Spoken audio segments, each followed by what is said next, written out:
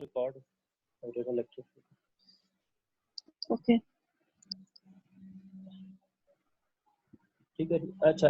This new middle class wanted to see its increased economic power reflected in great political power. A general alliance arose between working class reforms, liberal called weak politicians, and this new middle class resulting in pressure on the Tory government for political reform. ठीक है जी, आपको पता है कि wig and टॉरी की ये जो government थी ये कॉमनवेल्थ पीरियड जब गुजर जाता है, फिर उसके बाद ठीक है ये दो पॉलिटिकल पार्टीज जो है वो वजूद में आती है, तो ये आगे भी चलती आ रही हैं, अब इनके शायद नेम चेंज हो गया. और reform act was passed by Parliament in 1832. The bill extended voting rights to include a more representative proportion of the country. The immediate benefits were limited, but the bill was of great symbolic importance, and a movement was started which would lead decades later to universal suffrage and greater democracy in the country. So, in terms of literary history, the publication of lyrical ballads in 1798, ठीक है, तो ये कहा जाता है कि romantic as जो है वो 1798 में स्टार्ट होती है विद द प्रिंटिंग और विद द लिरिकल बैलेट्स. ठीक है, बैलेट्स पोइम्स को कहते हैं, लिरिकल जो होता है म्यूजिक वाली poems.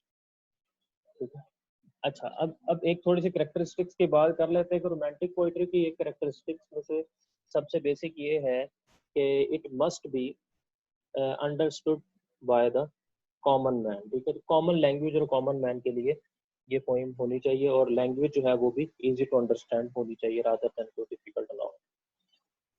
The volume contains many of the best known romantic poems. The second edition in 1800 contained a preface in which Wordsworth discussed the theories of poetry which were to be influential on many of his and Coleridge's contemporaries.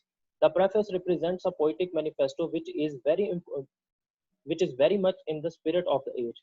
The movement towards greater freedom and democracy in political and social affairs is paralleled by poetry, which sought to overturn the existing regime and establish a new, more democratic poetic order. ठीक है जी, जिस तरीके से socio political जो changes थी society के अंदर, वो जिस तरह फ्रीडम चाह रहे थे, इसी तरह से जो लिरिकल बैलेट्स के अंदर जो डेफिनेशन दी गई पोइट्री की, वो भी उसी तरीके उसी चीज़ की अक्कासी कर रही थी कि पोइट्री जो है वो इन बाउंड से, ठीक है, इन रूल्स एंड रेगुलेशन से आज़ाद होनी चाहिए जो कि न्यू क्लासिकल एज के अंदर राइटर्स ने दिए थे. ठीक है, तो विलियम वर्ड्सवर्थ की फिर जो इसकी अंडरस्टैंडिंग है इसकी, वो इससे अपोजिट है. To do this the writer use the real language of man. Preface to lyrical ballads and even in the class of Byron and Shelley got directly involved in political activities themselves. ठीक है, Lord Byron और PB Shelley जो है ये दोनों तो directly involve भी रहे पॉलिटिकल एक्टिविटीज.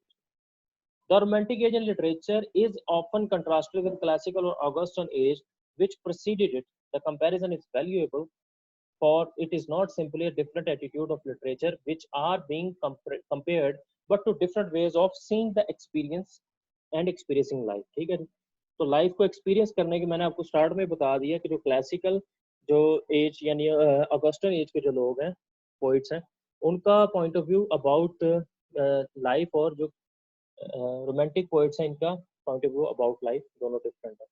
द क्लासिकल और Augustan age of the early and mid 18th century stressed the importance of reason and order.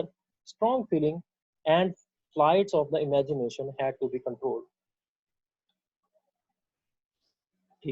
The swift improvements in medicine, economics, science, and engineering, together with rapid development in both agriculture and industrial technology, suggested human progress on a grand scale. At the center of these advances towards a perfect society was mankind, and it must have seemed that everything was within man's grasp, if his baser, bestial instincts could be controlled. The classical temperament trusts reason, intellect, and the head.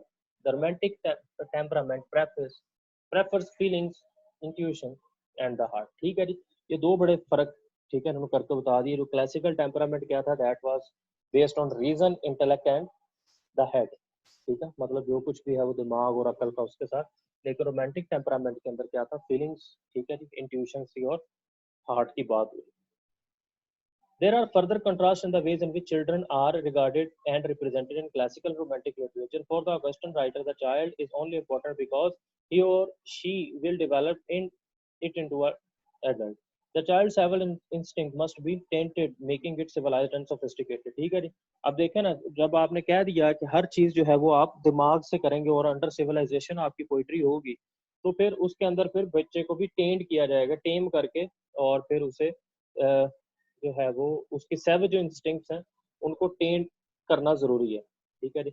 लेकिन romantic writer कहते हैं child is Holi and pure and it's proximity to God will only be corrupted by civilization. जबकि Romantics ये कहते हैं, जिनमें William Blake की poetry आपके सामने, songs of innocence end of experience, इसके अंदर वो बताता है कि जो सॉन्ग इनोसेंस की जो लाइफ है उसकी वो होली लाइफ है.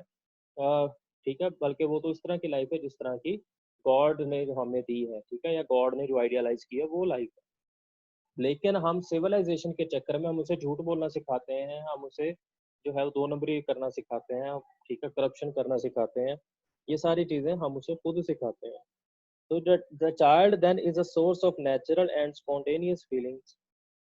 When Wordsworth wrote that the child is the father of the man, he stressed that the adult learns from the experience of childhood.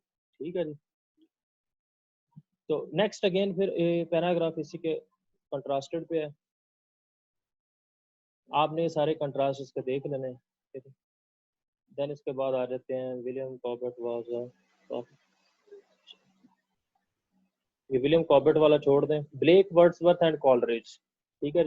The child is the father of the man. यहाँ से start लेते हैं बाकी, बल्कि यहाँ से start हम कर लेंगे. आपने अब जो काम करना है उसको स्टार्ट से लेके इसका child is the father of man, William Wordsworth, William Blake and S T. Coleridge. ठीक है, यहाँ तक आपने इसको देख लेना. We will start tomorrow after from this.